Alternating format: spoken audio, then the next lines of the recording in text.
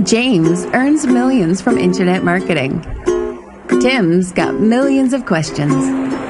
Welcome to Freedom Ocean. Now, jump on in. James Shremko, welcome back to the very loving waters of Freedom Ocean. How are you, mate? I'm excellent. And, you know, we've missed you, Timbo. Oh, where have you been? Really? Yeah. Really? I think the listeners have noticed that that there was no podcast last week. Well, last week. That's kind.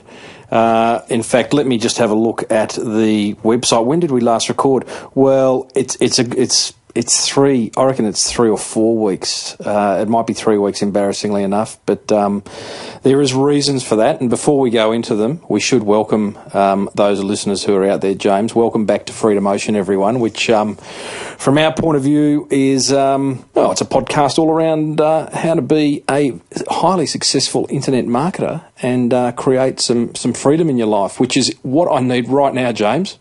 It's somewhat ironic, this topic, and I think in the last 3 weeks we've had such a big highlighter come through. Let's talk about what happened and where we're up to now. Absolutely. Well, it's pretty simple. In fact, last episode, just as we were heading off and uploading that, you were heading off to Manila, and I was heading off to Queensland for a holiday. You were heading off to Manila to visit your outsourcing ninja team. With the view of we'd come back and create another podcast, but I came back and have got a fairly annoying neck issue, which has kind of laid me out, stopped me from being able to do my usual work, which is running live marketing workshops and, you know, providing and doing keynote speaking around marketing, and it kind of stopped me. And it stopped me to the point that, I had to cancel a number of engagements, and that stops income. So it kind of really highlighted to me. Sometimes the universe taps you on the shoulder, doesn't it, and says, you know, in this case, the reason Freedom Ocean came about is to teach certainly me and other people how to create maybe not passive income, but to leverage your income earning potential. Yeah, maybe just to get it working a bit smarter for you. And to be fair, I guess we have had discussions before, but you've got a bit of Timbo's stubbornness about you, haven't you? You like to tread the boards and get out and about. Well, it's just, Now, I want to be clear. I'm not saying that you shouldn't. I'm not saying you have to be like me and be a hermit and just sit in your house looking out on the gardens all day.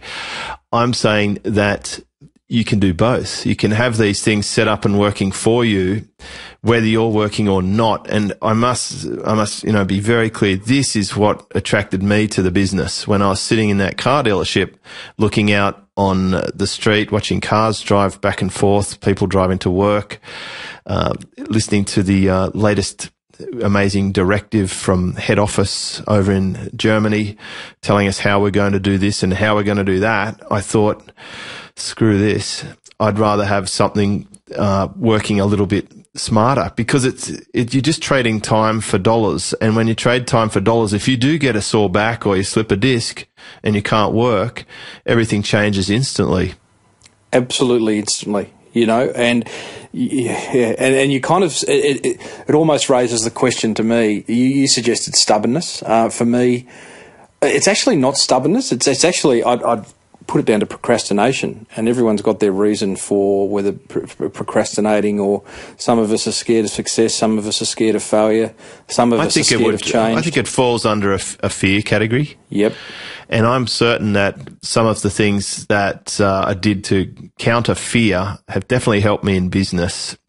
Some of the things, for example, were debt collecting face-to-face, skydiving, jumping out of an aeroplane, competing in a sport that puts you against nature's fierce elements, like sailing, and then business, you know, walking into presenting and speaking to rooms of people, and putting your job on the line to put forward your case. And I think those things sort of take the fear out of you a little bit, and you become fearless. And one of my mentors used to constantly say, and I think he probably knocked it off from someone else, so someone might credit the actual source, but he said, you've got nothing to fear except fear itself. I used to think about that one a lot. Well, it's a great quote, and I know that the reading that I've done around that is that behind fear is not much.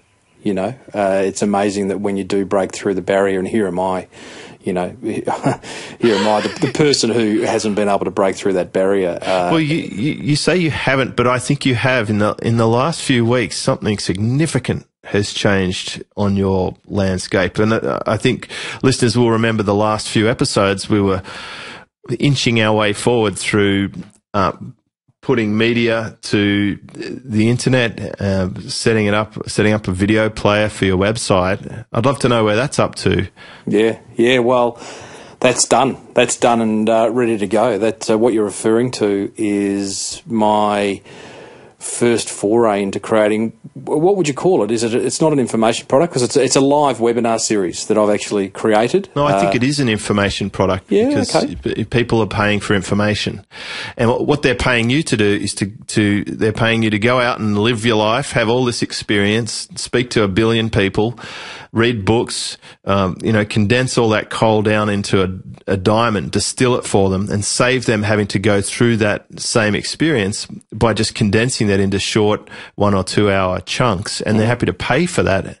And at the same time as you've been doing that, I've been doing the same thing, but except I haven't had the sore disc, and B, I haven't been out and about. I've been pretty much just creating stuff and many things at the same time too. Well, yeah, many things, but yeah. Well, I was just going to say, I mean, you have an incredible single-mindedness and focus. Even though you might be creating a number of different products, it's kind of you're there creating products, and I think to me that's been one of that. We'll come back to what we have created and talk about that because that's been an interesting journey. But to me, one of my reasons for procrastination is that I have got too many things on.